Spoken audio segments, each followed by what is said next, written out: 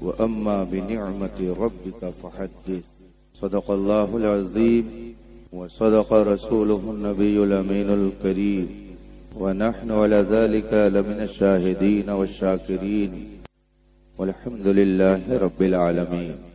Stage پر جلوہ فرما علماء کرام، سادات اعظام، طلبہ علوم نبوت، حاضرین باوقار، السلام علیکم ورحمۃ اللہ تعالی وبرکاتہ۔ آج کی یہ پاکیزہ بزم اور بارونق محفل جس میں ہم اور آپ شرکت کی سعادت حاصل کیے ہوئے ہیں، رب تعالی اس محفل کی برکتوں سے ہم سب کو مالا مال فرمائے۔ قابل مبارکباد ہیں آپ حضرات، آپ مسلک اعلی حضرت کے حوالے سے کچھ سننے کے لیے تشریف فرما۔ مگر آئیے سب سے پہلے مصطفیٰ جان رحمت، سرور کائنات، فخر موجودات، رحمت عالم، نور مجسم صلی اللہ علیہ وآلہ وسلم کی بارگاہ قدس میں درود و سلام کا نذران عقیدت پیش کریں اور پڑھیں۔ اللہم صلی علی سیدنا و مولانا محمد معدن الجود والکرم والہ کرام اجمعین۔ اللہ رب العزت کا بے حد شکر اور اس کا احسان ہے کہ اس نے ہمیں اور آپ کو اشرف المخلوقات میں پیدا فرمایا، انسان بنایا اور جوہر انسانیت یعنی ایمان کی دولت سے مالا مال کیا۔ دنیا کے اندر اس نے بے شمار نعمتیں رکھی، مگر ان ساری نعمتوں میں ایمان ایک ایسی نعمت ہے جو اس نے اپنے خاص خاص بندوں کو عطا فرمائی۔ اس وقت دنیا میں ایک سروے کے مطابق تقریباً 8 ارب آبادی انسانوں کی پائی جاتی ہے۔ اس 8 ارب آبادی میں تقریباً 6.5 ارب ایسے لوگ پائے جاتے ہیں جو ہمارے نبی کا کلمہ نہیں پڑھتے۔ دوسرے لفظوں میں آپ یہ کہہ سکتے ہیں کہ وہ مومن نہیں ہے۔ 1.5 سے 2 ارب کے درمیان جو رسول پاک صلی اللہ علیہ وسلم کا کلمہ پڑھتے ہیں، ان میں سے بھی بہت سارے لوگوں کا حال آپ اچھی طرح سے جانتے ہیں۔ جو شخص کئی امتحانات میں پاس ہوتے ہوتے کسی اونچی ڈگری کی بنیاد پر اونچے منصب کے لیے منتخب ہو جائے تو یہ اس کے لیے بہت سعادت کی بات ہوتی ہے۔ رب کا کرم ہے کہ اس نے ہمیں اور آپ اور جملہ اہل سنت کو اپنے محبوب کی وفاداری کے لیے منتخب کر لیا۔ مجھے یاد آتا ہے صاحب تصانیف کثیرہ، فقیہ ملت مفتی جلال الدین امجدی رحمت اللہ تعالی علیہ نے ایک موقع پر فرمایا تھا، کوڑھی سے کوئی نہیں جلتا، حسن والے سے ہی لوگ جلتے۔ بات آپ میری بہت آسانی سے سمجھ رہے ہوں گے۔ فرمایا انہوں نے، کوڑھی سے کوئی نہیں جلتا، حسن والے سے ہی جلتے ہیں، اور جس کے اندر جتنا زیادہ حسن ہوتا ہے اس سے جلنے والے بھی اتنے ہی زیادہ پائے جاتے ہیں۔ لیکن نور حق شمع الہی کو بجھا سکتا ہے کون؟ جس کا حامی ہو خدا اس کو مٹا سکتا ہے کون؟ جنہوں نے مٹانا چاہا جل بھن کر وہ خود مٹ گئے، لیکن تو گھٹائے سے کسی کے نہ گھٹا ہے نہ گھٹے، جب بڑھائے تجھے اللہ تعالی۔ ابو جہل یہ چاہتا تھا کہ میں اپنے منہ کی پھونک سے اس شمع کو بجھا دوں، حسن کو دیکھتا تھا تو جلتا تھا، لیکن جن لوگوں نے حرمین طیبین کی زیارت کی ہے، جنہوں نے مکہ مکرمہ کی سرزمین کو اپنے ماتھے کے نگاہوں سے دیکھنے کا شرف حاصل کیا ہے، مولد النبی پر وہ حاضر ہوئے ہوں گے اگر، تو انہیں وہیں بتایا گیا ہوگا کہ یہ جتنے استنجا خانے بنے ہوئے ہیں اسی میں کہیں بو جہل کا مکان تھا۔ بو جہل کے مکان کو حکومت نے استنجا خانہ بیت الخلا بنا دیا، اور جن سے جلتا تھا ان کی شان کیا ہے؟ وہی دھوم اب بھی ہے ماشاء اللہ، مٹ گئے آپ مٹانے والے۔ حضور فقیہ ملت نے فرمایا حسن والے سے ہی جلتے ہیں، اور آگے فرماتے ہیں جس کے اندر جتنا زیادہ حسن ہوتا ہے اس سے جلنے والے بھی اتنے زیادہ ہوتے ہیں۔ پھر آگے انہوں نے فرمایا میرے مصطفیٰ کے اندر، میرے رسول کے اندر، میرے آقا کے اندر رب نے پوری کائنات میں سب سے زیادہ حسن رکھا ہے۔ حسن ایسا نہ دیکھا نہ سنا، کہتے ہیں اگلے زمانے والے۔ فرماتے ہیں کہ پوری کائنات میں رسول پاک سے زیادہ کسی کے اندر حسن و جمال اور فضل و کمال اللہ نے نہیں رکھا، اور یہ انہوں نے اپنی طرف سے نہیں فرمایا۔ یہی عقیدہ تو حضرت سیدنا جبریل علیہ الصلوۃ والتسلیم نے ہمیں بتایا ہے۔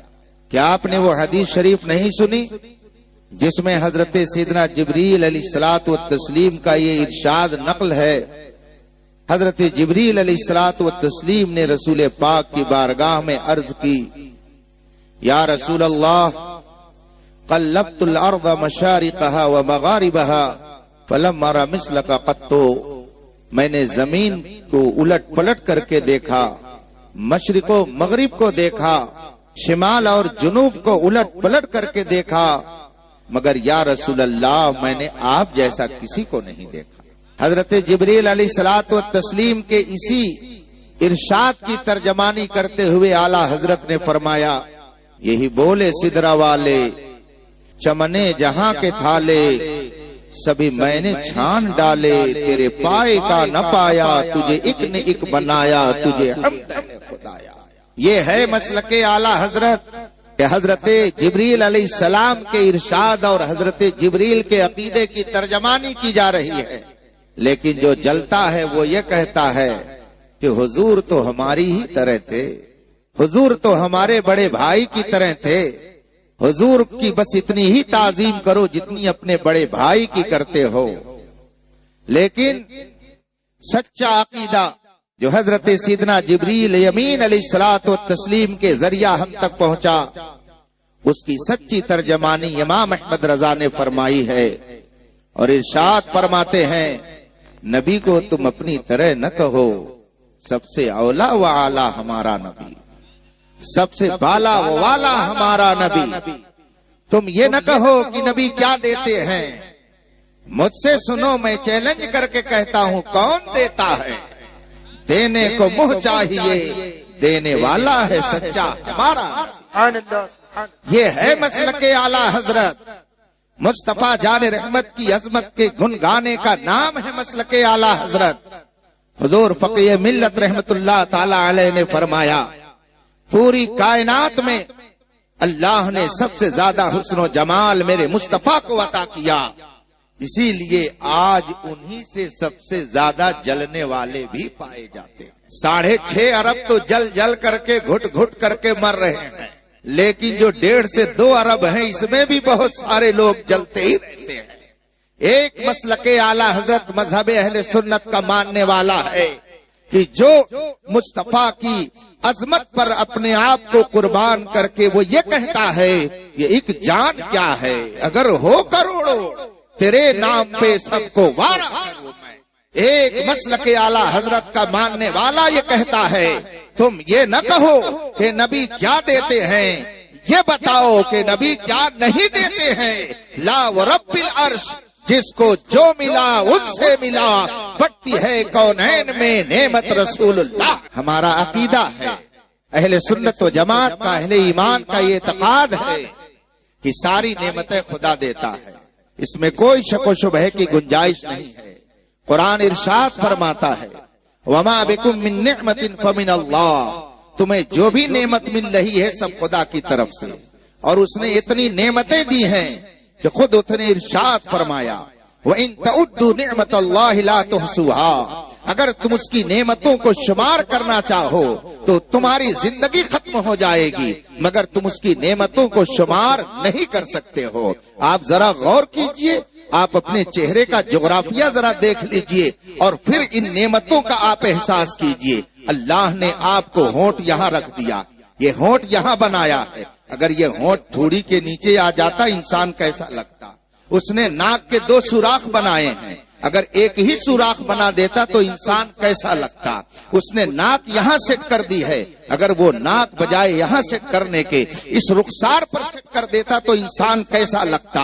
ناک آنکھ اس نے یہاں رکھی ہے، اگر یہ آنکھ وہ پیشانی پہ کر دیتا تو انسان کیسا لگتا. کان اگر یہاں سے اٹھا کر کے وہ گال پہ رکھ دیتا تو انسان کیسا لگتا. ایک ایک نعمتیں ایسی ہیں، ایک ایک نعمت ایسی ہے کہ اگر آدمی زندگی بھر اسی کا شکریہ ادا کرتا رہے تو اس کی زندگی ختم ہو جائے گی، مگر رب کی نعمتوں کا وہ کما حقہ شکریہ ادا نہیں کر سکتا ہے. ہمارا ایمان ہے ساری نعمتیں خدا دیتا ہے، قرآن کا ارشاد ہے ساری نعمتیں وہی دیتا ہے، مگر اس کے آگے بھی کچھ ہے، اس کے آگے بھی کوئی عقیدہ رکھنا ہے. اللہ نے فرمایا کہ سارا سب کچھ کاروبار کائنات میں انجام دیتا ہوں، مگر اس کے مصطفیٰ نے فرمایا ہے دیتا خدا ہے مگر یاد رکھنا بانٹتا میں ہی ہوں. خدا دیتا ہے بانٹتا میں ہوں. محدثین کرام فرماتے ہیں خدا کیا دیتا ہے؟ ہمارا عقیدہ ہے کہ سب خدا دیتا ہے. علم خدا دیتا ہے، حسن خدا دیتا ہے، ایمان خدا دیتا ہے، صحت خدا دیتا ہے، عزت خدا دیتا ہے. اور میرے مصطفیٰ فرماتے ہیں دیتا خدا ہے مگر بانٹتا میں ہوں. اس کا مطلب ہے ایمان خدا دے گا مگر ایمان مصطفیٰ بانٹیں گے، دولت خدا دے گا مگر دولت مصطفیٰ بانٹیں گے. یہی وجہ ہے کہ اگر کوئی مصطفیٰ کا در چھوڑ دے اور کہے میں ڈائریکٹ خدا سے ایمان لے لوں گا، مجھے در مصطفیٰ پہ جانے کی ضرورت نہیں ہے، تو وہ کان کھول کر کے سن لے بخدا خدا کا یہی ہے در، نہیں اور کوئی مفر مقر، جو وہاں سے ہو یہی آگے ہو، جو یہاں نہیں تو وہاں. نعرہ تکبیر، نعرہ رسالت، مسلک اعلی حضرت، عظمت مصطفیٰ. نعمتیں خدا دیتا ہے، کون سنی کہتا ہے کہ وہ نہیں دیتا ہے؟ ہر مومن کا یہ عقیدہ ہے نعمتیں سب خدا دیتا ہے، مگر یہ بھی عقیدہ ہے کہ ساری نعمتیں مصطفیٰ دلاتے ہیں. یہ میں اپنی طرف سے نہیں کہتا، یہی تو صحابہ نے ہمیں عقیدہ دیا ہے. ان کے سامنے اگر دولت کی کمی پڑی کسی در پر نہ گئے، مصطفیٰ کے در پر گئے. اگر وہ بیمار ہوئے تو مصطفیٰ کے در پر گئے. اگر انہیں اولاد چاہنی ہوئی تو نبی کے در پر گئے. غرضے کی کون سی ایسی نعمت ہے کہ جس کو صحابہ نے کسی اور در سے مانگا ہے؟ اسی لیے میرا رضا پکار اٹھا، نعمتیں بانٹتا جس سمت وہ ذیشان گیا، ساتھ ہی منشی رحمت کا قلم تاک گیا. ایک صحابی رسول ہیں، بڑا مشہور واقعہ ہے. ان کے پاس 2-3 بیویاں تھیں. گھبرائیے گا نہیں آپ لوگ، اگر 2-3 بیویاں رکھنے کا اسلام نے آپ کو حکم دیا ہے تو کوئی اگر للچا رہا ہو تو اس کو للچانے دیجئے. یہ تو میرے مصطفیٰ کا کرم ہے کہ اللہ نے ہم کو 3 اور 4 تک رکھنے کی طاقت دی ہے. کوئی اگر ایک نہیں رکھ پاتا ہے تو اس دور ترقی میں اسے علاج کروا لینا چاہیے. اب کس چیز کا علاج کروائے وہ سمجھے، مگر ہم یہ جانتے ہیں کہ مصطفیٰ کے صدقے میں رب نے ہر مومن کو یہ طاقت عطا فرمائی ہے. اب اگر کوئی چاہتا ہے کہ وہ بھی رکھے تو وہ بھی آ جائے مصطفیٰ کے دامن میں، وہ بھی آ جائے مصطفیٰ کے وفاداروں میں. رب کے کرم سے اسے بھی یہ طاقت مل جائے گی. للچانے کی ضرورت نہیں ہے، دروازہ کھلا ہوا ہے. آؤ مصطفیٰ کے دربار میں تم بھی مالا مال کر دیے جاؤ گے. ایک صحابی رسول ہیں، اتفاق سے ان کے پاس 3 یا 4 بیویاں تھیں، اور ان کا حال یہ تھا کہ وہ صحابی رسول بڑے عدل و انصاف سے کام لیتے تھے. تینوں اور چاروں سوکنوں کے درمیان بڑا محبتانہ سلوک رہا کرتا تھا. ایک روز تینوں چاروں نے بیٹھ کر کے گفتگو شروع کی. اچھا یہ بتاؤ کہ تم کون سا پرفیوم لگاتی ہو، کون سا عطر لگا کر کے آتی ہو، مدینہ کی کس دکان سے لے کر کے آتی ہو؟ دوسری نے کہا کیا بات ہے؟ کہا بات یہ ہے کہ میں اپنی باری پر جب شوہر نامدار کی خدمت میں جاتی ہوں تو بہت شاندار عطر لگا کر کے جاتی ہوں، خوشبو سے معطر ہو کر کے جاتی ہوں، لیکن جب میں اپنے شوہر کے کمرے میں پہنچتی ہوں تو میری خوشبو ہیچ اور بیکار ہو جاتی ہے. خدا جانے کون سی خوشبو وہ لگائے ہوئے ہوتے ہیں کہ ہماری خوشبو بیکار ہو جاتی ہے. تمہارا کیا حال ہے؟ دوسری نے کہا کہ یہی حال تو میرا بھی ہے. تیسری نے کہا یہی حال میرا بھی ہے. خدا جانے کون سی خوشبو شوہر نامدار لگاتے ہیں کہ ہم اپنی خوشبو کو ان کی خوشبو کے سامنے ہیچ سمجھنے لگتے ہیں. تینوں نے جب یہ بات کہی تو آپس میں مشورہ کیا کہ چل کر کے کیوں نہ پوچھ ہی لیا جائے کہ جس دکان سے آپ لاتے ہیں اسی دکان سے ہم بھی عطر لانے کی کوشش کریں گے۔ مشورہ ہو گیا، عورتیں اپنے شوہر نامدار کے کمرے میں پہنچ گئیں۔ جب اکٹھا سوکنوں کو دیکھا، شوہر نامدار نے فرمایا کیا بات ہے، کیا مسئلہ ہے، کیوں تم لوگ آئی ہو؟ ایک ایک نے اپنی بات کہنا شروع کر دیا، سب نے ایک ہی بات کہی، میاں یہ تو بتا دیجئے کہ آپ کس مارکیٹ سے اور کس دکان سے عطر لے کر کے آتے ہیں، کہا بات کیا ہے؟ کہا ہم تو بہت شاندار عطر استعمال کرتے ہیں، لیکن جب آپ کے کمرے میں پہنچنے کی بات آتی ہے، گھستے ہیں کمرے میں، ہمارا داخلہ ہوتا ہے اور ہماری خوشبو بیکار ہو جاتی ہے۔ ہم لوگوں نے یہی مشورہ کیا ہے کہ آپ تو خوش کرنے کے لیے اچھا سے اچھا عطر لگانے کی کوشش کرتی ہیں، آج آپ بتا دیجئے کہ کہاں سے لے کر کے آئے ہیں۔ اے سنیو، تم قربان جاؤ مصطفیٰ جان رحمت کی ذات پر۔ صحابی رسول ارشاد فرماتے ہیں میں تو کسی مارکیٹ اور کسی دکان سے خوشبو لے کر نہیں آتا ہوں۔ کہا پھر یہ خوشبو کہاں سے آتی ہے؟ صحابی رسول ارشاد فرماتے ہیں ایک موقع پر میں سفر میں تھا، جنگ میں گیا ہوا تھا، سفر طویل ہو گیا، گرمی کا موسم تھا، میرے جسم میں پھڑیاں ہو گئی، پھنسیاں ہو گئی، میں نے دوا کی مگر اس سے شفا نہیں مل سکی، میرے جسم میں بہت ساری پھنسیاں نکل آئی، میں نے کوشش کی کہ دواؤں سے یہ پھنسیاں ختم ہو جائیں مگر پھنسیاں ختم ہونے کا نام نہ لے رہی تھی۔ جب میں مجبور ہو گیا تو میں رسول کریم کی بارگاہ میں پہنچا، وہ صحابی تھے، کیا وہ یہ نہیں جانتے تھے کہ پھوڑیاں ٹھیک کرنا خدا کا کام ہے تو انہیں مسجد نبوی میں جانا چاہیے تھا، مگر وہ یہ بھی جانتے تھے کہ مصطفیٰ کا در ہی وہ در ہے کہ جتنی نعمتیں ملتی ہیں سب اسی در سے ملتی ہے۔ صحابی رسول فرماتے ہیں کہ میرے جسم کی پھڑیاں جب ٹھیک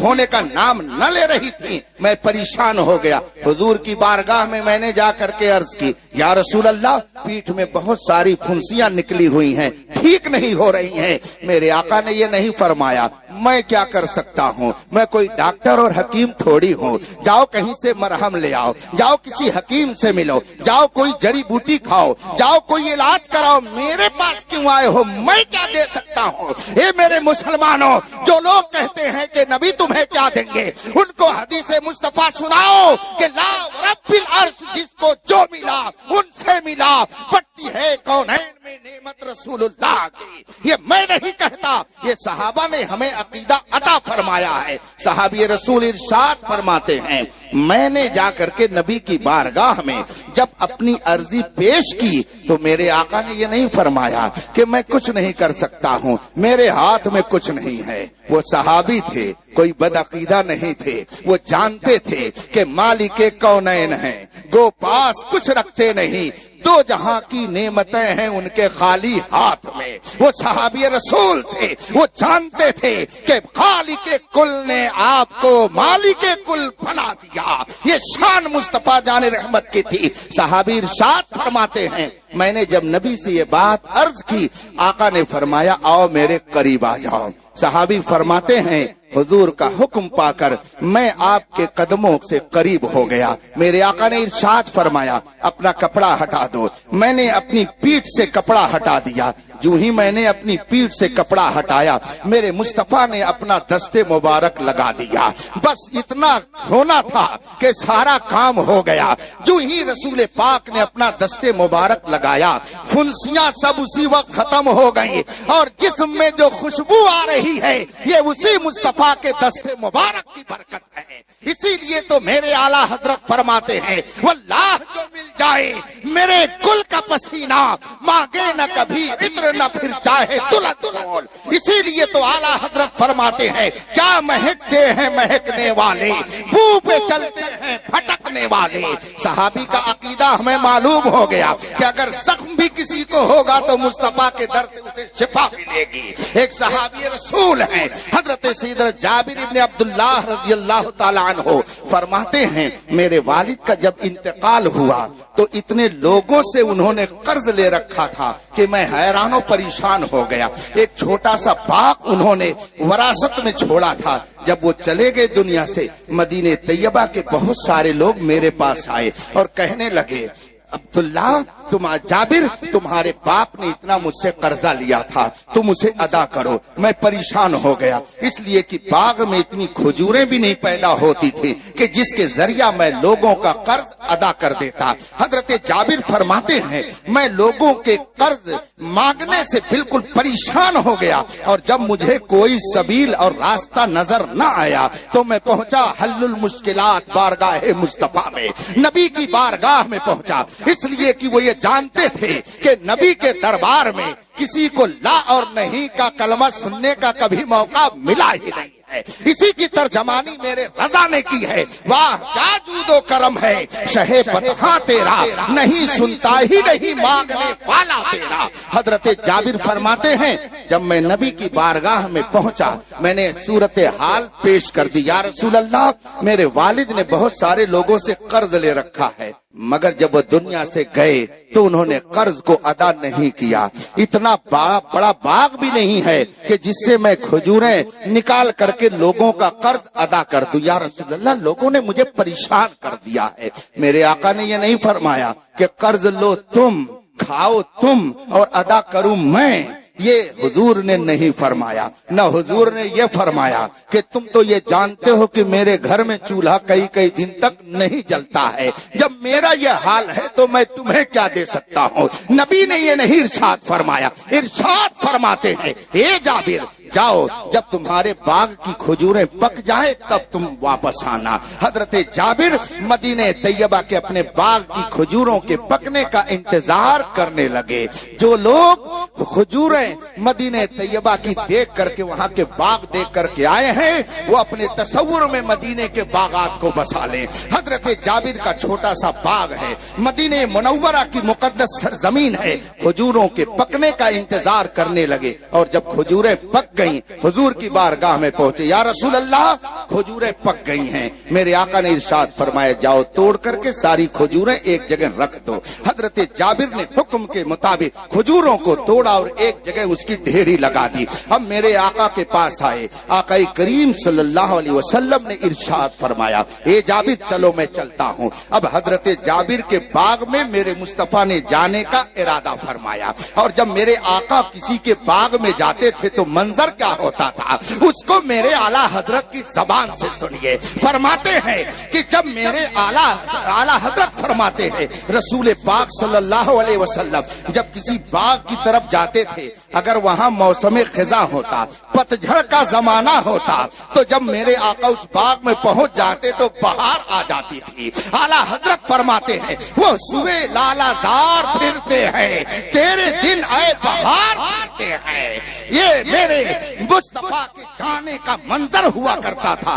हजरत जाबिर फरमाते हैं अब मेरे आका बाग में तशरीफ ले गए, पीछे पीछे मैं भी गया। हुजूर ने खजूर के चारों तरफ चक्कर लगाया और उसके बाद खजूर पर जाकर के बैठ गए और फरमाया ए जाबिर अब जाओ मदीने में ऐलान कर दो जिसने तुम्हारे बाप को कर्जा दिया है वो आए और अपना कर्जा लेकर के चला जाए। नेमतें बांटता जिस समत वो जीशान गया, साथ ही मुंशिए रहमत का कलम दाता आया। हजरत जाबिर ने ये नहीं कहा या रसूल अल्लाह इतनी बाग में इतनी ही तो खजूरें हैं, बहुत सारे लोगों ने कर्जा ले मुझे मेरे वालिद को दे रखा है, ये कर्ज सबका नहीं चुक पाएगा, इससे लोगों का कर्जा नहीं अदा हो पाएगा। वो जानते थे कि जिसने दावत दी है वो खिलाना भी जानता है, जो बुला रहा है वो देना भी जानता है। उसकी शान ये नहीं है कि बुला करके किसी को महरूम कर दे। हजरत जाबिर मुतमईन हो गए, सुबह तैयबा में हुई बढ़ता है बाड़ा नूर का, सदका लेने नूर का आया है तारा का। हजरत जाबिर फरमाते हैं मैंने मदीने की गलियों में जब ऐलान किया तो मैं तो हैरान हो गया कि 2 4 10 लोग नहीं, न जाने कितने लोग, कोई 1 बोरा, कोई 2 बोरा, कोई 5 बोरा लोग ले करके आ रहे हैं। आप खुद बताइए, सब लोग बिजनेसमैन हैं, शहर में रहते हैं। अहमदाबाद ये वलियों का शहर है, उलमा का शहर है, इल्म फजल का शहर है और तिजारत और बिजनेस का भी शहर है। आप सब लोग जानते हैं اگر کسی کا قرضہ ڈوبا ہوا ہو اور اسے کبھی امید کی کرن دکھ جائے اور کوئی اعلان کر دے کہ جس نے مجھ کو قرضہ دے رکھا تھا اب میں بالکل صحیح پوزیشن میں ہو گیا ہوں، آئے اور اپنا قرضہ لے کر کے چلا جائے، تو رات کو 12 بجے کا وقت دیکھیں گے، نہ سخت ٹھنڈی دیکھیں گے، کہیں گے چلو جلدی سے وصول کر لے کر کے آ جائے۔ حضرت جابر نے جو ہی مدینے کی گلیوں میں اعلان فرمایا کہ جس نے میرے باپ کو قرضہ دیا تھا وہ آئے اور اپنا قرضہ لے کر چلا جائے۔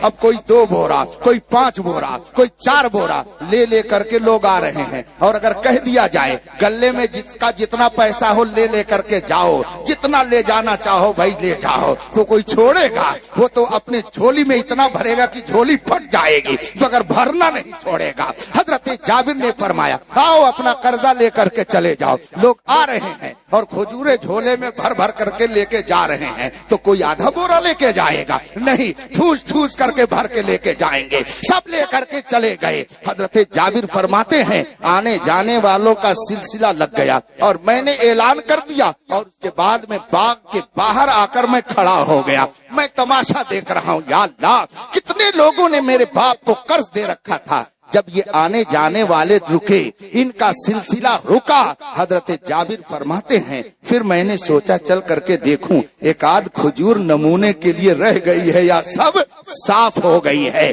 حضرت جابر فرماتے ہیں خدا کی قسم جب میں باغ میں داخل ہوتا ہوں میں کیا دیکھتا ہوں کہ جتنے لوگوں نے میرے باپ کو قرضہ دیا تھا سب کا قرضہ بھی ادا ہو گیا ہے، اور جتنی کھجوریں پہلے تھی وہ ساری کھجوریں بھی رکھی ہوئی ہیں۔ اسی لیے تو اعلیٰ حضرت فرماتے ہیں ہاتھ جس وقت اٹھا غنی کر دیا موجے بحر سخاوت پہ لات۔ یہ ہے مسلک اعلیٰ، یہ ہے میرے رضا کا پیارا مسلک، جس نے مصطفیٰ جان رحمت کی محبت کا جام پلا کر کے لوگوں کو مست کر دیا ہے۔ ایک صحابی رسول ہیں حضرت سیدنا قتادہ رضی اللہ تعالیٰ عنہ، بہت مشہور صحابی ہیں۔ ان کے بارے میں روایت میں آتا ہے کہ انہوں نے ایک میدان جنگ میں جب شرکت کی تو دشمن نے تیر مار دیا اور ایسا نشانہ لگایا کہ آنکھ کا ڈھیلا باہر آ گیا، آنکھ کا ڈھیلا باہر نکل گیا۔ حضرت قتادہ رضی اللہ تعالیٰ عنہ حضور کی بارگاہ میں پہنچتے عرض کرتے یا رسول اللہ دشمن نے تیر مار دیا، آنکھ کا ڈھیلا باہر آ گیا۔ میرے آقا نے یہ نہیں فرمایا کوئی میں آئی اسپیشلسٹ ہوں کیا کہ میرے پاس آئے ہو آنکھ کا علاج کرانے کے لیے، جاؤ کسی حکیم کے پاس، جاؤ کسی ڈاکٹر کے پاس۔ میرے آقا نے یہ نہیں فرمایا بلکہ ارشاد فرماتے ہیں آؤ قریب آؤ۔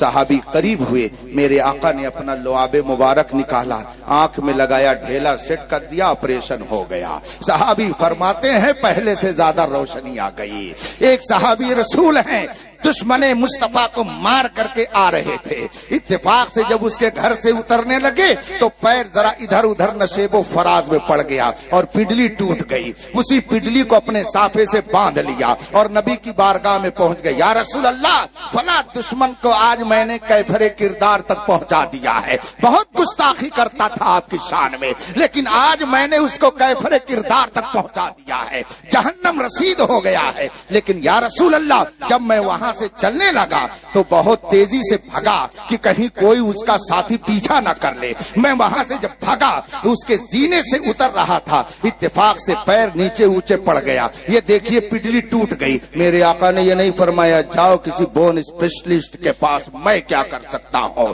ہڈی ٹوٹی ہے تو خدا ٹھیک کرے گا، میں کیا کر سکتا ہوں، میرے پاس کیوں آئے، جاؤ کہیں مرہم پٹی کراؤ۔ میرے آقا نے یہ نہیں ارشاد فرمایا، ارشاد فرماتے یہ صحابی آؤ قریب آ جاؤ۔ صحابی قریب ہوئے، مصطفیٰ جان رحمت نے اپنا دستے مبارک ایسے ہی پھیرا، آپریشن ہو گیا۔ صحابی فرماتے ہیں کہ پڈلی ٹھیک پہلے سے زیادہ طاقت پیدا ہو گئی۔ اسی لیے تو اعلیٰ حضرت فرماتے ہیں کون دیتا ہے دینے کو منہ چاہیے، دینے والا ہے سچا خدا۔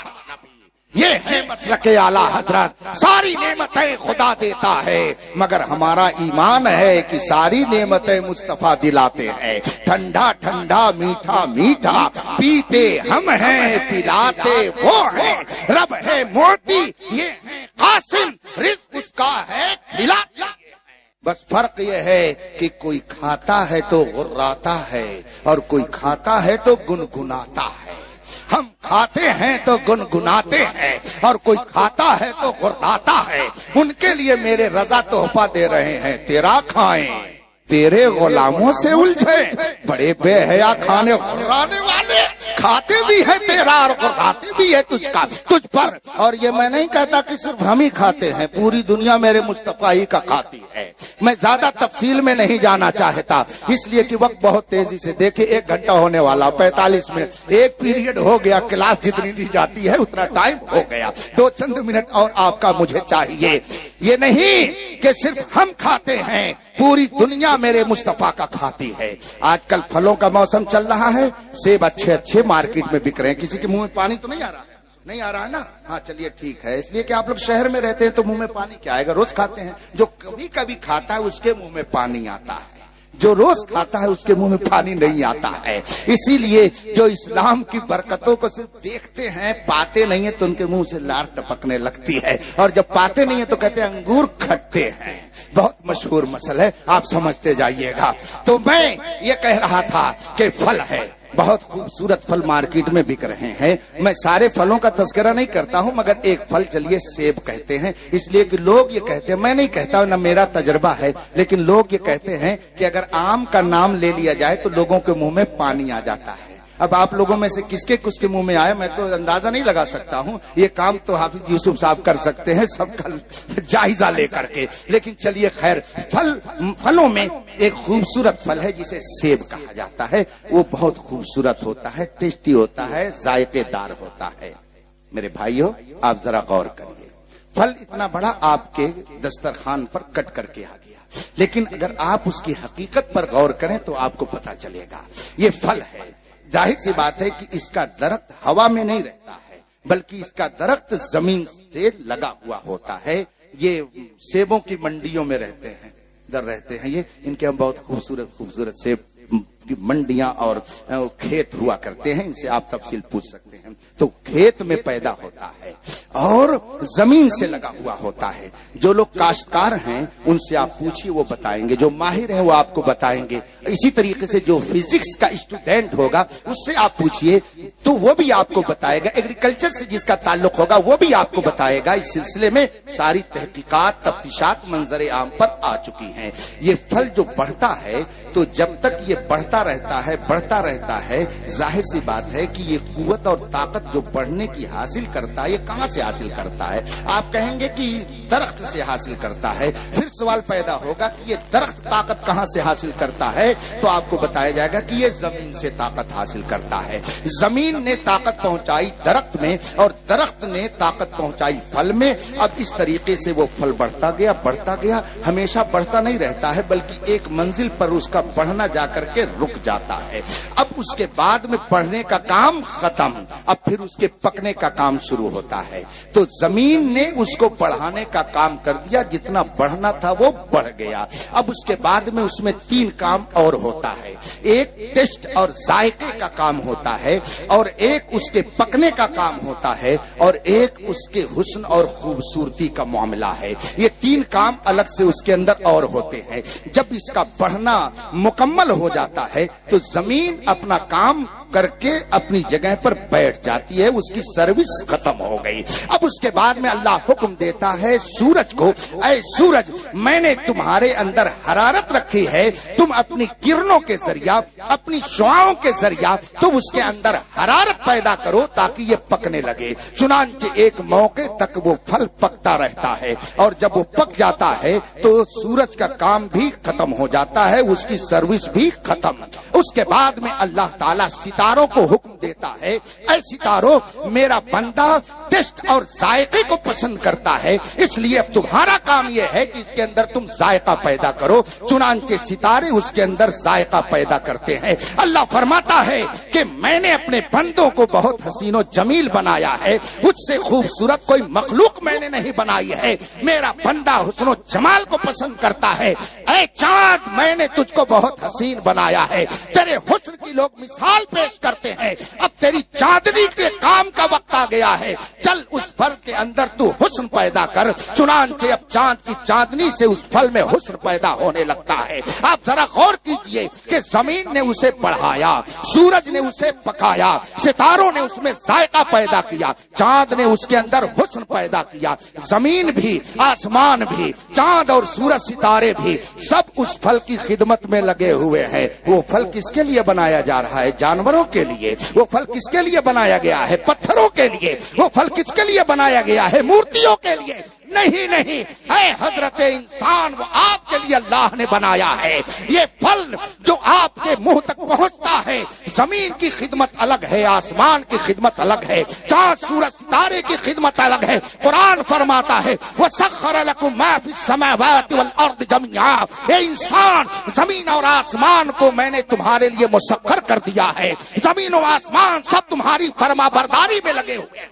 ایک پھل ہے اور حضرت انسان کی غذا اسے بننا ہے، تو اللہ نے زمین کو بھی کام میں لگایا، آسمان کو بھی کام میں لگایا، چاند سورج ستارے کو بھی کام میں لگایا۔ یہ سب گویا دسترخوان ہے اور حضرت انسان کھانے والا ہے۔ اب ہم نے زمین سے پوچھا، اے زمین، تو نے پھل میں اپنی طاقت تو لگا دی، مگر یہ بتا کہ تو کیسے پیدا ہوئی، تو کس طرح سے وجود میں آئی، تو کیوں پیدا ہوئی؟ سورج سے ہم نے پوچھا، اے سورج، تو بتا، تو نے اپنا کام تو کر دیا، مگر یہ بتا کہ تو کیسے وجود میں آیا؟ اے چاند، تو کیسے پیدا ہوا؟ اے ستارے، تم کیسے وجود میں آئے؟ زمین کہے گی وہ جو نہ تھے تو کچھ نہ تھا، وہ جو نہ ہو تو کچھ نہ ہو۔ سورج کہے گا وہ جو نہ تھے تو کچھ نہ تھا، وہ جو نہ ہو تو کچھ نہ ہو۔ چاند کہے گا وہ جو نہ تھے تو کچھ نہ تھا، سورج ستارے کہیں گے وہ جو نہ تھے تو کچھ نہ تھا۔ زمین بول رہی ہے میں اگر بنی ہوں تو نبی کے صدقے میں، سورج کہہ رہا ہے میں اگر بنا ہوں تو نبی کے صدقے میں، چاند سورج ستارے بول رہے ہیں ہم بنے ہیں نبی کے صدقے میں۔ اس کا مطلب ہے کہ زمین سے جو کچھ اگتا ہے ہر کھانے والا کھاتا ہے، مگر میرے مصطفیٰ کی کھاتا ہے۔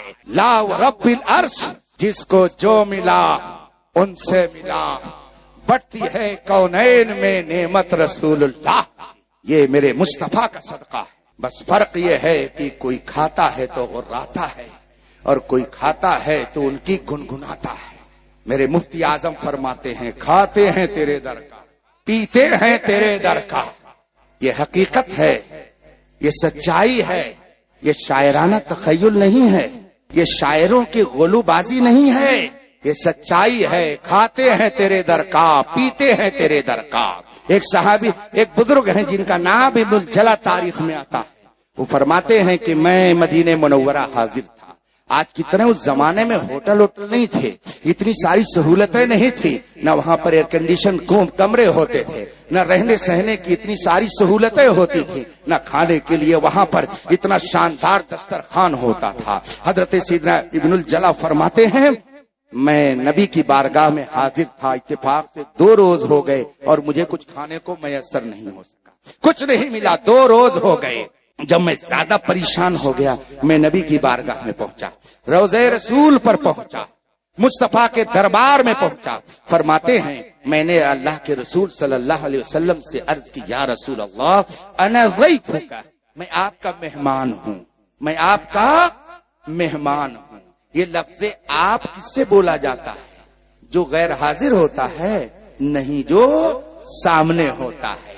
اس کا مطلب ہے کہ بزرگوں کا عقیدہ یہ نہیں تھا کہ وہ غائب ہیں، ان کا عقیدہ یہ تھا کہ وہ حاضر ہیں۔ اور ظاہر سی بات ہے کہ اگر کوئی مردہ ہو تو اس سے یہ نہیں کہا جائے گا میں آپ کو دیکھنے آیا ہوں، اس سے یہ نہیں کہا جائے گا کہ میں آپ کی زیارت کرنے کے لیے آیا ہوں، آپ مجھے کچھ دے دیجئے میں آپ کے گھر مہمان بن کر کے آیا ہوں۔ جو مردہ ہوگا اس سے یہ نہیں کوئی کہے گا، بلکہ جو زندہ ہوگا اس سے کہے گا۔ حضرت سیدنا ابن الجلا عرض کرتے ہیں یا رسول اللہ انا ضیفک، میں آپ کا مہمان ہوں۔ اس سے پتا چلا حضرت سیدنا ابن الجلا کا عقیدہ یہ تھا کہ نبی زندہ ہیں، نبی سن بھی رہے ہیں، میری حالت کو جان بھی رہے ہیں، بلکہ میں ان سے عرض کرتا ہوں تو وہ سن رہے ہیں۔ اسی کی ترجمانی تو میرے اعلیٰ حضرت فرماتے ہیں تو زندہ ہے واللہ، تو زندہ ہے واللہ، میری چشم عالم سے چھپ جانے والے دور سے بھی سنتے ہیں قریب سے بھی سنتے ہیں. اسی لیے قسم کھا کے میرے اعلیٰ حضرت فرماتے ہیں واللہ وہ سن لیں گے فریاد کو پہنچیں گے. اتنا بھی تو ہو کوئی جو آہ کرے دل سے.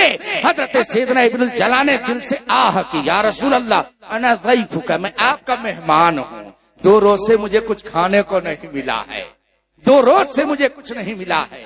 حضرت سیدنا ابن الجلا رضی اللہ تعالیٰ عنہ ارشاد فرماتے ہیں کہ میں یہ کہتے کہتے بیٹھ کر کچھ پڑھنے لگا اور اللہ کی شان کی مجھے بیٹھے بیٹھے اونگ آ گئی. بیٹھے بیٹھے میں کچھ ہلکی سی نیند میں چلا گیا اور جب میں خواب میں گیا میں سو گیا تو میں تو سویا مگر میری قسمت جاگ گئی.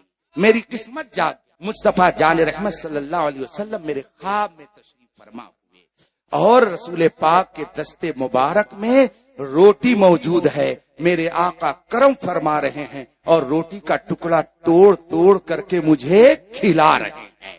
ایک روٹی حضرت فرماتے ہیں کہ جب ایک روٹی کھا چکا اور کچھ پیٹ میں غذا محسوس ہوئی تو میری آنکھ کھل گئی.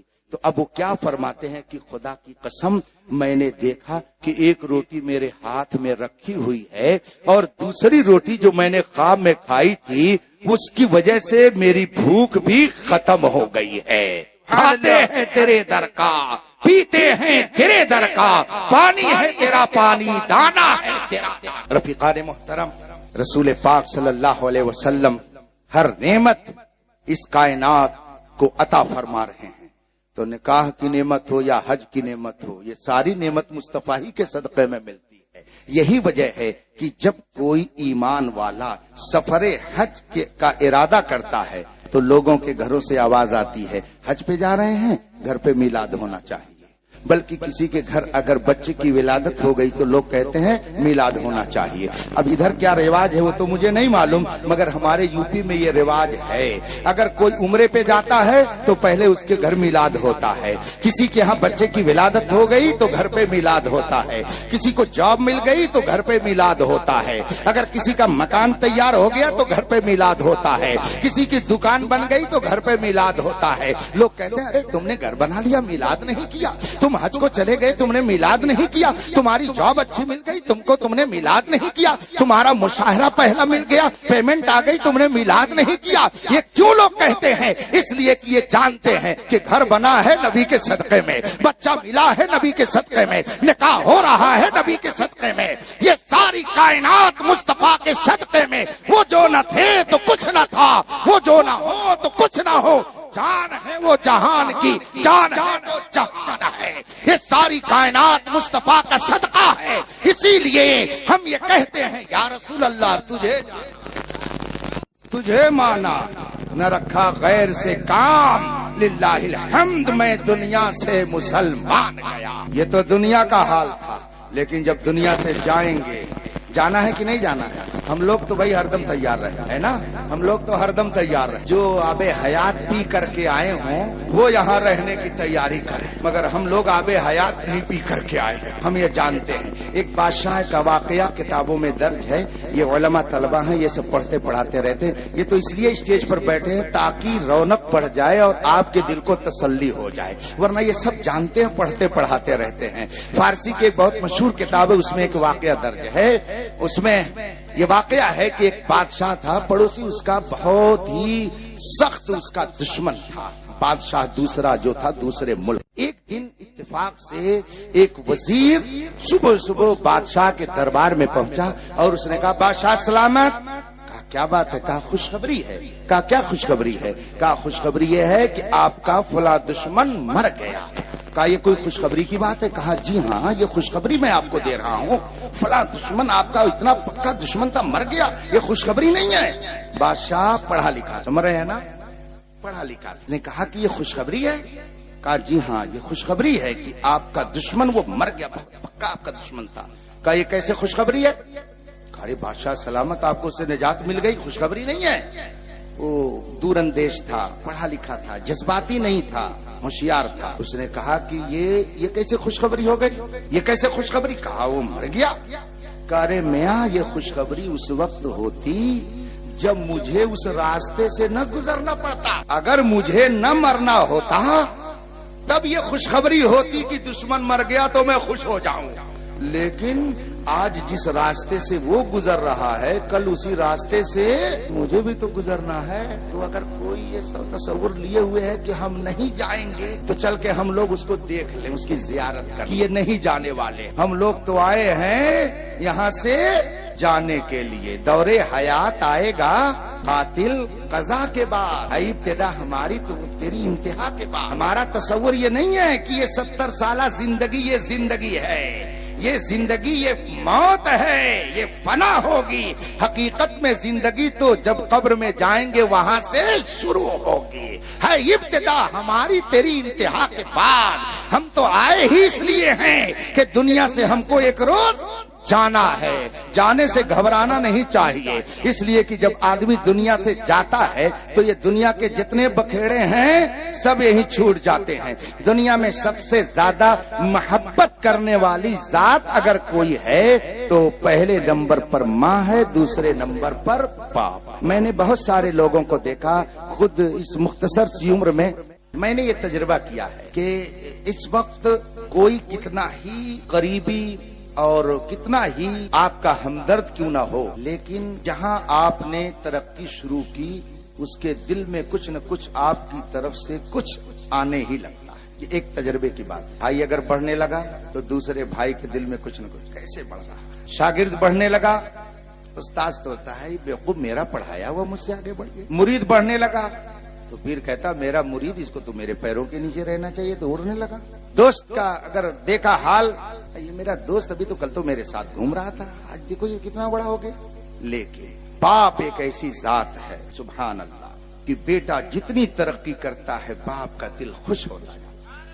جس قدر بیٹا ترقی کرتا ہے باپ کا دل خوش ہوتا جاتا ہے. بیٹے کی ترقی سے باپ کا دل خوش ہوتا ہے, بلکہ وہ کبھی کبھی کہہ دیتا ہے کہ تمہاری اس ترقی کو دیکھ کر میری عمر بڑھ گئی.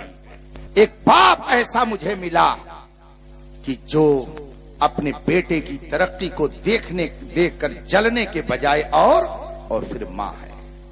بیٹا لاکھ نافرمانی کرے لیکن جھگڑا کر کے بھی اگر بیٹا گھر سے باہر نکل گیا ہو, ماں اس کو ڈانٹ کر کے بھگا بھی دیتی ہو, لیکن جو ہی بیٹا گھر سے باہر نکلتا ہے ماں اس کی حفاظت کے لیے ہاتھ اٹھا کر کے رب کی بارگاہ میں دعا کرتی. ایک ذات ماں کی ایسی ہے اور ایک ذات باپ کی ایسی جو اپنے بیٹے کی ترقیوں کو دیکھ کر کے بے پناہ خوشی محسوس کرتے ہیں. ان سے زیادہ شفیق اور مہربان آپ کو کوئی نہ ملے گا.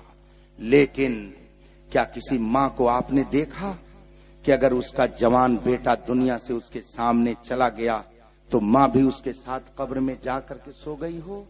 کسی باپ کو آپ نے دیکھا کہ وہ بھی بیٹے کے ساتھ قبر میں جانے کے لیے تیار ہو؟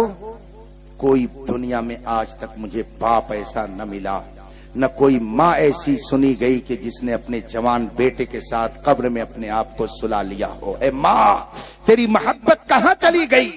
اے باپ تیری شفقت کہاں چلی گئی؟ اے بھائی تیرا پیار کہاں چلا گیا؟ جوان بھائی اگر مر گیا ہو بھائی روئے گا, بہن اپنی سسرال سے آئے گی, 2-4 ہفتے تک گھر میں رہ کر کے میکے میں روئے گی دھوئے گی, ماں بھی روئے گی باپ بھی روئے گا. لیکن جو ہی قبر میں لٹا دیا گیا مٹی اوپر سے ڈال کر کے, دوست تو فاتحہ بھی نہیں پڑھتا ہے آج, فوراً گاڑی سٹارٹ کرتا ہے اپنی دکان پر چلا جاتا ہے. محبت کا سارا رشتہ اس نے فوراً ہی ختم کر دیا. بیٹی اگر ہے تو بیٹی گھر میں رو رو کر کے بلک بلک کر کے کچھ دن کے بعد خاموش ہو جائے گی. بہن رو دو کر کے 2-4 ہفتے میں اپنی سسرال چلی جائے گی. ماں رو کر کے 1-8 مہینے کے بعد اپنے کام میں لگ جائے گی. باپ 2 روز کے بعد دکان پہ تیجا کرنے کے بعد چلا جائے گا. بھائی 2 گھنٹے کے بعد گھر پہ آئے گا, دوسرے دن دکان کھول دے گا. میرے بھائیوں بتاؤ باپ کی شفقت کہاں چلی گئی؟ ماں کا پیار کہاں چلا گیا؟ دوست کہاں چلے گئے؟ سب نے چھوڑ دیا. کوئی قبر کی تاریخ کوٹھری میں جانے کے لیے نہیں تیار ہوا.